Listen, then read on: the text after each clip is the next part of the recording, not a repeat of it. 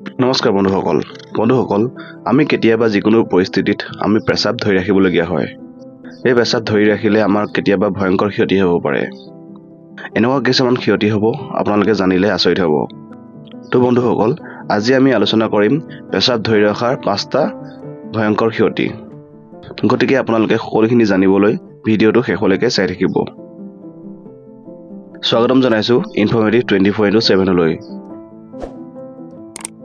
আপোনালোকে চাই আছে ইনফৰ্মেটিভ 24/7। 1 নম্বৰ হৈছে ইনফেকশ্যন, UTI অৰ্থাৎ ইউৰিনেৰী ট্ৰেক্ট ইনফেকশ্যন। পেচাব বেছি সময় জমা থাকিলে তাত বেক্টেৰিয়া দ্ৰুতভাৱে বৃদ্ধি পায় আৰু সংক্ৰমণ ঘটায়। গতিকে আপোনালোকে পেচাব ধৰি ৰাখিবলৈ চেষ্টা নকৰিব। দ্বিতীয়তে হৈছে কিডনী ষ্ট'ন। পেচাব ধৰি ৰাখিলে আপোনালোকৰ কিডনী ষ্ট'ন পৰ্যন্ত হ'ব পাৰে। পেচাবত থকা খনিজ পদাৰ্থবোৰ বাঢ়ি নোলোৱাকৈ থূপ খাই লাহে লাহে পাথৰলৈ পৰিণত হয়। গতিকে আপোনালোকে পেচাব ধৰি ৰাখিবলৈ চেষ্টা নকৰিব। তৃতীয়তে হ'ব আপোনালোকৰ কিডনীৰ ক্ষতি। মূত্ৰাশয় ভৰ্তি হ'লে পেচাব ওলোটা দিশে কিডনীত চাপ দিয়ে, যাৰ ফলত কিডনী বিকল হ'ব পাৰে। গতিকে আপোনালোকে নিশ্চয় জানিছে যে পেচাব ধৰি ৰখাৰ কিমান ভয়ংকৰ ক্ষতি হ'ব পাৰে। গতিকে বন্ধুসকল, আপোনালোকে কেতিয়াও পেচাব ধৰি ৰাখিবলৈ চেষ্টা নকৰিব। 4 নম্বৰতে আছে পেশী দুৰ্বল হোৱা।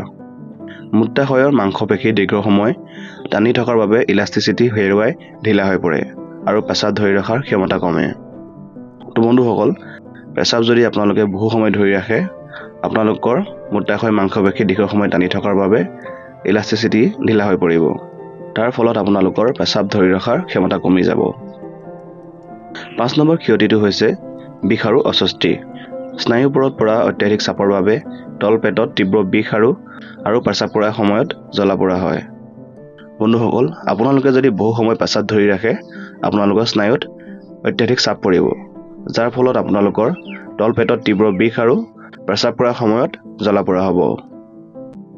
বন্ধুসকল, এয়া কেৱল সাধাৰণ জ্ঞানৰ বাবেহে। যদি কোনো জটিল সমস্যা হ'লে আপোনালোকে চিকিৎসকৰ পৰামৰ্শ ল'ব। তো বন্ধুসকল, আপোনালোকে নিশ্চয় জানিলে যে পেচাব ধৰি ৰখাৰ 5টা ভয়ংকৰ ক্ষতি। গতিকে আপোনালোকে ভুলতো কেতিয়াও পেচাব ধৰি ৰাখিবলৈ চেষ্টা নকৰিব।